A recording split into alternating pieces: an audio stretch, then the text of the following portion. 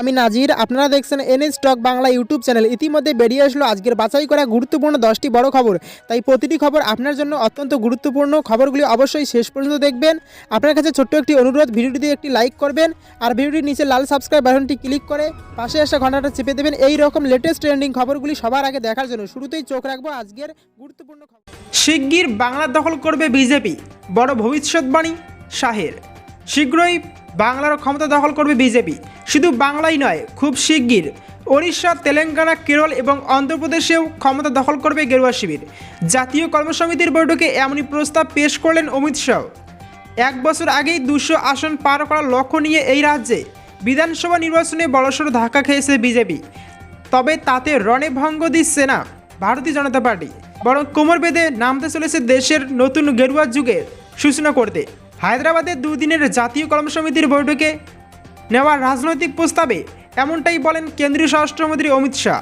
প্রস্তাব পেশ করেন শাহ, বলেন বিজেপি খুব তাড়াতাড়ি তেলেঙ্গানা ও পশ্চিমবঙ্গে ক্ষমতা দখল করবে। সেই সঙ্গে আরও 3 রাজ্য দখলের কথাও বলেন অমিত শাহ। তিনি জানিয়েছেন কেরল, অন্ধ্রপ্রদেশ এবং ওড়িশায় ক্ষমতা দখলও করবে বিজেপি। অর্থাৎ দেশের সব রাজ্যেই ক্ষমতা দখলের স্বপ্ন দেখিয়েছেন শাহ। সেই সঙ্গে মমতা বন্দ্যোপাধ্যায়ের আমলে পশ্চিমবঙ্গে পরিবারতন্ত্র চরমে উঠেছে বলে দাবি করেন শাহ। সেই পরিস্থিতি পাল্টায় বিজেপি উন্নয়নের জোয়ার আসবে বলে জানিয়েছেন শাহ। জাতীয় কর্মসমিতির বৈঠকে অমিত শাহ বলেন, বিজেপি পারিবারিক শাসনের অবসান ঘটাবে তেলেঙ্গানা ও পশ্চিমবঙ্গে। এর প্রতিক্রিয়ায় তৃণমূল মুখপাত্র কুণাল ঘোষ বলেন, 2020 সাল 2021 সালে বাংলার নিত্যযাত্রী হয়ে যাওয়ার সময়ও এসব বলেছিলেন। আর পরিবারতন্ত্রের কথা বিজেপির মুখে মানায় না।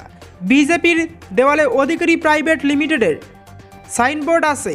মমতা বন্দ্যোপাধ্যায়ের আমলে বাংলার ব্যাপক উন্নতি হয়েছে বলেও দাবি করেন কুণাল। প্রকাশ্যে বিজেপির মিথ্যাচার, শুভেন্দুর কনভয়ে ধাক্কা মারেনি ট্রাক, স্পষ্ট সিসি ক্যামেরার ফুটেজ। শুক্রবার পূর্ব মেদিনীপুরের মারিজদায় জাতীয় সড়কে দুর্ঘটনাগ্রস্ত হয় রাজ্যের বিরোধী দলনেতা শুভেন্দু অধিকারীর কনভয়ের একটি গাড়ি। গাড়িতে থাকা কেন্দ্রীয় বাহিনীর জওয়ানরা কেউই আহত হননি। এই ঘটনায় জলঘোলা করতে শুরু করেছে বিজেপি, কিন্তু শনিবার সিসিটিভি ফুটেজ সামনে আসতেই সত্য প্রকাশ্যে আসে। দেখা যায় কীভাবে মিথ্যে কথা রটিয়েছে গেরুয়া শিবির। অতি দ্রুত গতি থাকার কারণে নিয়ন্ত্রণ হারিয়ে কনভয়ের পাইলট গাড়ি ট্রাকে ধাক্কা দেয়, আর উল্টে জওয়ানরা মারধর করেন সেখানকার একটি বাসের চালককে। এই কারণে জওয়ানদের বিরুদ্ধে এফআইআরও দায়ের হয়েছে। সিসিটিভি ফুটেজ থেকে স্পষ্ট শুভেন্দুর কনভয় জাতীয় সড়ক ধরে যাওয়ার সময় নিয়ন্ত্রণ হারায় কনভয়ের পাইলট গাড়িটি।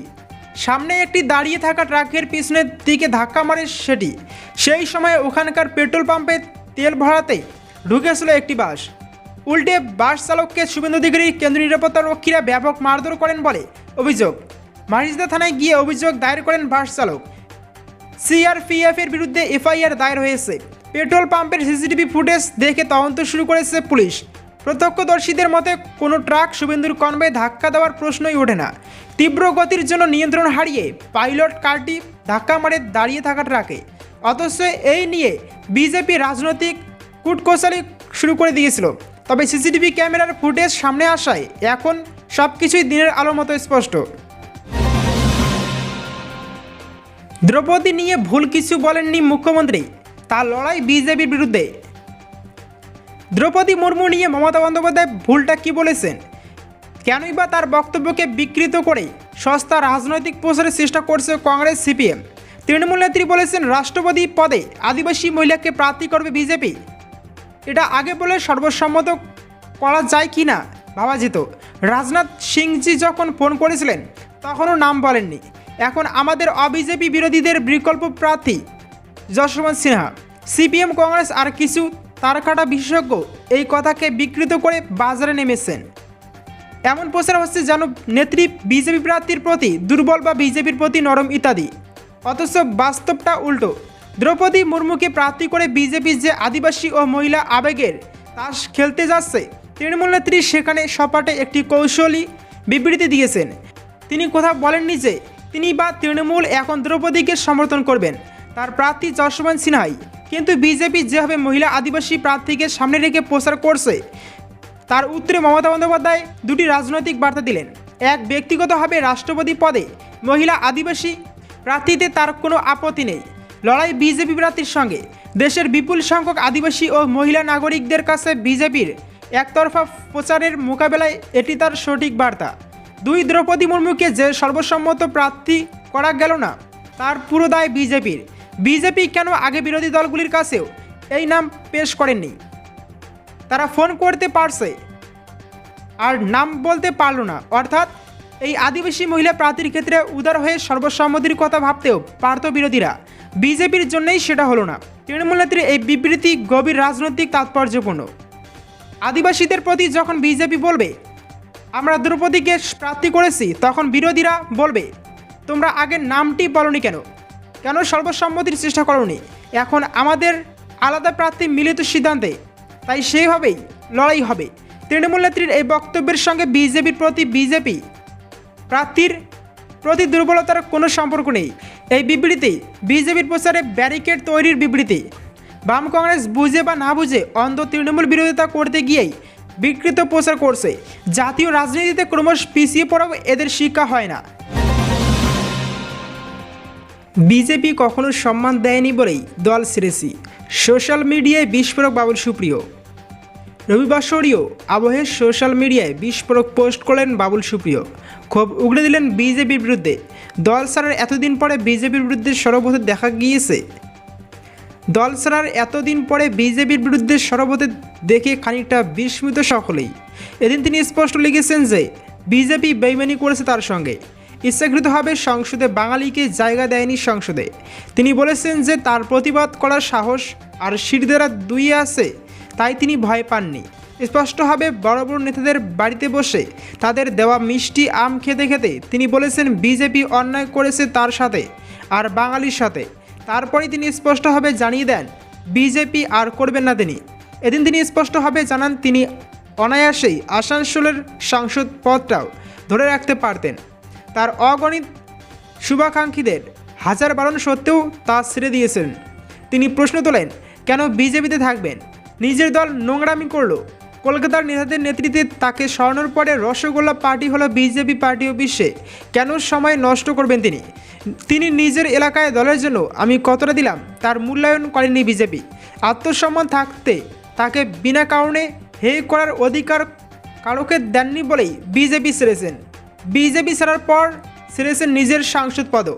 নতুনভাবে শুরু করতে চেয়েছেন রাজনৈতিক ক্যারিয়ার, কিন্তু দলবদলকে কেন্দ্র করে তার বিরুদ্ধে সুর চড়িয়েছেন বিরোধীরা। একটা সময় নিয়মিত সোশ্যাল মিডিয়ায় অ্যাক্টিভ থাকতেন বাবুল সুপ্রিয়, কিন্তু কিছুদিন আগে থেকে সোশ্যাল মিডিয়ায় আনাগোনা বন্ধ হয়ে গিয়েছে তার। এদিন আবার ফেসবুকে অ্যাক্টিভ হয়ে তার প্রাক্তন দল বিজেপিকে এক হাত নিলেন তিনি। বড় খবর, লুকিয়ে মুখ্যমন্ত্রীর বাসভবনে ঢুকল লোক, প্রশ্নের মুখে নিরাপত্তা ব্যবস্থা। মুখ্যমন্ত্রী তথা তৃণমূল কংগ্রেস সুপ্রিমো মমতা বন্দ্যোপাধ্যায়ের কালীঘাটের বাসভবনে ঘটে গেল এক বড়সড় কাণ্ড। রাতের আধারে বাড়ির পাঁচিল টপকে ভিতরে ঢুকে পড়েন এক অজ্ঞাত পরিচয় ব্যক্তি এবং সারা রাত এভাবেই মুখ্যমন্ত্রীর গাড়ির পাশে ঘাপটি মেরে বসেছিলেন তিনি। ঘটনা ঘিরে রীতিমতো চাঞ্চল্য ছড়িয়েছে। নিরাপত্তা ব্যবস্থা নিয়েও প্রশ্ন উঠতে শুরু করেছে। পুলিশের কাছ থেকে পাওয়া তথ্য অনুযায়ী শনিবার গভীর রাতে এক ব্যক্তি মমতা বন্দ্যোপাধ্যায়ের সরকারি বাসভবনে প্রবেশ করেন। রবিবার সকালে তাকে তার সরকারি গাড়ির পাশে ঘুমন্ত অবস্থায় পাওয়া গেছে। কলকাতা পুলিশ তাকে হেফাজতে নিয়ে জিজ্ঞাসাবাদ করছে। বিষয়টি গুরুত্ব বিবেচনা করে তদন্তের নির্দেশ দেওয়া হয়েছে। উল্লেখ্য, যে কোনো রাজ্যের মুখ্যমন্ত্রী এবং তার বাসভবনের নিরাপত্তা অত্যন্ত কড়া। তাকে দেওয়া হয় Z+ নিরাপত্তা। কড়া নিরাপত্তার মধ্যে মুখ্যমন্ত্রীর বাসভবনে কীভাবে ঢুকলেন কে ওই ব্যক্তি এবং কোথা থেকে এসেছে সে বিষয়ে এখনও কিছু জানা যায়নি। পুরো বিষয়টি খতিয়ে দেখছে পুলিশ। হঠাৎ মধ্যরাতে মুখ্যমন্ত্রী মমতা বন্দ্যোপাধ্যায়ের বাসভবনের চত্বরে ঢুকে পড়েন এক ব্যক্তি। সারা রাত সরকারি গাড়ির কাছে বসেছিলেন। সকালে খবর পাওয়া মাত্রই চাঞ্চল্য ছড়িয়ে পড়ে। পুলিশ ওই ব্যক্তিকে গ্রেপ্তার করলেও নিরাপত্তা নিয়ে বড়সড় প্রশ্ন উঠেছে। মুখ্যমন্ত্রীর এত কড়া নিরাপত্তা বলয়ের মধ্যেও বাড়ির চত্বরে ঢুকলেন কীভাবে? সূত্রে খবর, শনিবার রাত 1টা নাগাদ মুখ্যমন্ত্রীর বাসভবনে প্রবেশ করেন ওই ব্যক্তি। নিরাপত্তা রক্ষীদের চোখের আড়ালেই এমন কীর্তি করেন তিনি। সূত্র আরও জানায়, সকলের চোখের আড়ালে ওই ব্যক্তি কীভাবে ঘরে ঢুকলেন তা খতিয়ে দেখছে পুলিশ। পাশাপাশি ঘটনার পেছনে কারণ জানার চেষ্টা করছে পুলিশ। ব্যক্তিকে হেফাজতে নিয়ে জিজ্ঞাসাবাদ করা হচ্ছে। পুলিশের অনুমান, মুখ্যমন্ত্রীর বাসভবনের কাছে আদিগঙ্গার দিক থেকে তিনি গাড়ির চত্বরে প্রবেশ করেন। সকালে গাড়ির চালক প্রথমে ওই ব্যক্তিকে দেখে পুলিশকে খবর দেন। মুখ্যমন্ত্রী ও Trinamool Congress supreme Mamata Bandyopadhyay Z plus category নিরাপত্তা পান। মমতা বন্দ্যোপাধ্যায় কালীঘাটে তার পৈতৃক বাসভবনে থাকেন।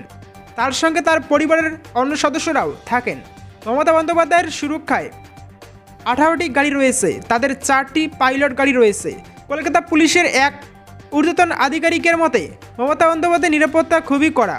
তার নিরাপত্তায় অ্যাডভান্স সিকিউরিটি গাড়িতে ডিএসপি পদমর্যাদার আধিকারিকরা মোতায়েন রয়েছে।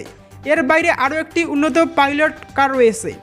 এতে জেলা পুলিশের উপপরিদর্শক পদমর্যাদার আধিকারিকরা রয়েছেন। এরপরেও পাইলট কার আছে। এরপর রয়েছে নিরাপত্তা পরিচালকের গাড়ি। এর সঙ্গে রয়েছে ভিআইপি গাড়ি। 21শে জুলাই কর্মসূচি ঘোষণা বিজেপির, শুভেন্দু নেতৃত্বের প্রতিবাদ মিছিল। 21শে জুলাই কলকাতায় তৃণমূলের শহীদ দিবসের সমাবেশ। সেই দিনই কর্মসূচি ঘোষণা করল বিজেপি। ওই দিন উলুবেড়িয়ায় এক রাজনৈতিক কর্মসূচির ডাক দিয়েছেন বিজেপি নেতৃত্ব। নূপুর শর্মার মন্তব্য ঘিরে বিতর্কের পর উলুবেড়িয়ায় ভাঙচুর হয়েছিল বিজেপির সাংগঠনিক জেলা দলীয় অফিস। সঙ্গে বেশ কিছু বিজেপি নেতাকর্মীকে আক্রান্ত হতে হয়েছিল। সেই সময় অভিযোগ উঠেছিল নেতাদের ঘরবাড়ি লুট করা হয়েছে রাজনৈতিক প্রতিহিংসাবশত। এবার সেই ঘটনায় তৃণমূলের যুক্ত থাকার অভিযোগে আগামী 21 জুলাই এক পদযাত্রার ডাক দিয়েছে বিজেপি। ওই দিন উলুবেড়িয়া সাংগঠনিক জেলা বিজেপি নেতৃত্বের সঙ্গে যোগ দেবেন দলের বিধায়করা। বিরোধী দলনেতা শুভেন্দু অধিকারীর নেতৃত্বে সলভ থেকে উলুবেড়িয়া পর্যন্ত একটি প্রতিবাদ মিছিল করবেন তারা। মিছিল শেষে ভাঙচুর হওয়া বিজেপির পার্টি অফিসেও যাবেন শুভেন্দু সহ বিজেপি বিধায়করা। সেখানে গিয়ে একটি প্রতিবাদ সভা করার পরিকল্পনাও করেছেন বিজেপি নেতৃত্ব। দলীয় সূত্রে খবর, শুভেন্দুর সঙ্গে সেই সভায় অংশ নিতে পারেন রাজ্য বিজেপির বেশ কিছু গুরুত্বপূর্ণ নেতা। ওই সভা থেকে ক্ষতিগ্রস্ত বিজেপি নেতাদের ক্ষতিপূরণ দেবেন বিজেপির রাজ্য নেতারা। বিজেপির অভিযোগ, উলুবেড়িয়ায় ভাঙচুরের ফলে ক্ষতিগ্রস্ত হয়েছিল কিছু স্থানীয় মানুষের বাড়িঘরও। তাদেরও ক্ষতিপূরণ দেওয়া হবে বলে জানিয়েছেন বিরোধী দলনেতা। তিনি বলেছেন, আমরা সেদিন মিছিলের পাশাপাশি ক্ষতিগ্রস্ত মানুষের ক্ষতিপূরণ দেব। এর আগে নদিয়ার ধুবুলিয়াতে গিয়েও সভা করে আমরা সেখানকার ক্ষতিগ্রস্তদের ক্ষতিপূরণ দিয়েছিলাম। এক বিজেপি বিধায়কের কথায় মুখে প্রতিবাদ মিছিল ও ক্ষতিপূরণ দেওয়ার কথা বলা হলেও আমাদের এই কর্মসূচি হবে তৃণমূলের 21শে জুলাইয়ের কর্মসূচির পাল্টা হিসেবেই। সেদিন তৃণমূল নেত্রী সহ গোটা শাসক দল আমাদের বিরুদ্ধে আক্রমণ শোনাবেন বলেই আমরা জানি। তাই সেই আক্রমণের জবাব শুভেন্দুবাবু উলুবেড়িয়ার সমামঞ্চ থেকেই দেবেন বলে ঠিক হয়েছে। দল হারছে কেন? কেন্দ্রীয় নেতাদের প্রশ্নের জবাব নেই বঙ্গ বিজেপির কাছে। বাংলাতে ক্ষমতা দখলের স্বপ্ন দেখছে দল, আর সেখানে একের পর এক উপনির্বাচনে হার তো বটেই। তৃতীয় স্থানে নেমে গিয়েছে বিজেপি। বাংলার দলের এই অবস্থা বিজেপির কেন্দ্রীয় নেতৃত্বের কাছে রীতিমতো চিন্তার বিষয় হয়ে উঠেছে, যার আজ পড়েছে দলের জাতীয় কর্মসমিতির বৈঠকের মঞ্চেও। শনিবার হায়দ্রাবাদে দলের কর্মসমিতির বৈঠকের আগে দলীয় পদাধিকারীদের বৈঠক হয়। সেখানে চলতি বছরে উত্তরপ্রদেশ সহ দেশের 4 রাজ্যের বিধানসভা নির্বাচন ও সাম্প্রতিক উপনির্বাচনে দলের জয়ের বিষয়ে আলোচনায় বাংলার প্রসঙ্গ উঠে আসে বলে সূত্রের খবর। বৈঠকে বঙ্গের নেতাদের বহু অস্বস্তিকর প্রশ্নের মুখে পড়তে হয়েছে। দেশের বাকি অংশের দল এগোলেও বাংলায় কেন পিছিয়ে চলেছে সেই বিষয়টিও উঠে আসে। তখন প্রশ্ন ওঠে, দলের পুরনো কর্মীরা কেন কাজ করছেন না? শুধুমাত্র রাজ্য বিজেপি সভাপতি সুকান্ত মজুমদার ও বিরোধী দলনেতা শুভেন্দু অধিকারী ছাড়া দলীয় কর্মসূচিতে দলের অন্য কোনো নেতাকে সামনের সারিতে দেখা যাচ্ছে না কেন? রাজ্য বিজেপি কেন কোনো কর্মসূচিকে হাতিয়ার করে রাজ্য সরকারকে আক্রমণ করতে সফল হচ্ছে না, বা তাতে কি গাফিলতি রয়েছে, সে বিষয়ে আলোচনা হয়েছে বৈঠকে। গত বিধানসভা নির্বাচনে রাজ্য বিজেপি রিপোর্টের উপর ভরসা করেই বিজেপি 200-র বেশি আসন পাওয়ার স্বপ্ন দেখেছিল এবং তা মুখ থুবড়ে পড়েছিল। তাই এবার যাতে তারা বাংলার পরিস্থিতি নিয়ে সঠিক তথ্য দেয়, সেদিকে নজর দেওয়ার জন্য বৈঠকে উপস্থিত রাজ্য বিজেপির প্রতিনিধিদের সতর্ক করা হয়েছে বলে সূত্রের খবর। বাংলায় তারা কি লাইন ধরে এগোতে চাইছে, সেই প্রশ্ন বৈঠকে উপস্থিত সুকান্ত, রাজ্যের সাংগঠনিক সাধারণ সম্পাদক অমিতাভ চক্রবর্তী এবং কেন্দ্রীয় পদাধিকারী হিসেবে সহসভাপতি দিলীপ ঘোষ ও সম্পাদক অনুপম হাজরাদের কাছে জানতে চাওয়া হয়েছিল। সেই সময় রাজনৈতিক হিংসার অজুহাত বেছে নেন বঙ্গ বিজেপি নেতারা। সেই মতোই এদিন বিকেলে কর্মসমিতির বৈঠকের উদ্বোধনী ভাষণে দলের সর্বভারতীয় সভাপতি জেপি নাড্ডা বাংলা কেরলে বিজেপি কর্মীদের রাজনৈতিক প্রতিহিংসার শিকার হতে হচ্ছে বলে অভিযোগ করেন। পরে সাংবাদিক সম্মেলনে কেন্দ্রীয় মন্ত্রী স্মৃতি ইরানি বলেন, নাড্ডাজি বাংলার অবস্থা নিয়ে সংবেদনশীল। বাংলা এবং কেরলে আমাদের কর্মীদের যেভাবে মৃত্যুর মুখে ঠেলে দেওয়া হচ্ছে তাতে সেখানকার সাধারণ নাগরিকরাও ত্রস্ত হয়ে উঠেছে বলে উল্লেখ করেছেন তিনি। সেখানকার কর্মীদের প্রতি সমবেদনা জানিয়ে আইন যাতে নিজের পথে চলে তার জন্য চেষ্টা করতে হবে বলে বার্তা দিয়েছেন। বাংলায় বিজেপির হাতে যে কোনো ইস্যু নেই তার প্রমাণ রাজনৈতিক হিংসার উল্লেখ থেকেই বোঝা গিয়েছে। কারণ গত বছরের 7 নভেম্বর দিল্লিতে বিজেপির একদিনের কর্মসমিতির বৈঠকেও এই একই ইস্যু উঠেছিল বাংলা নিয়ে আলোচনায় এবং রাজনৈতিক প্রস্তাবেও তা উল্লেখ করা হয়েছিল। এবারও সেই একই ঘটনার পুনরাবৃত্তি হতে চলেছে বলেই মনে করা হচ্ছে। বাংলাতে ক্ষমতা দখলের স্বপ্ন দেখছে দল, আর সেখানে একের পর এক উপনির্বাচনে হারতেও বটেই। তৃতীয় স্থানে নেমে গিয়েছে বিজেপি। বাংলায় দলের এই অবস্থা বিজেপির কেন্দ্রীয় নেতৃত্বের কাছে রীতিমতো চিন্তার বিষয় হয়ে উঠেছে।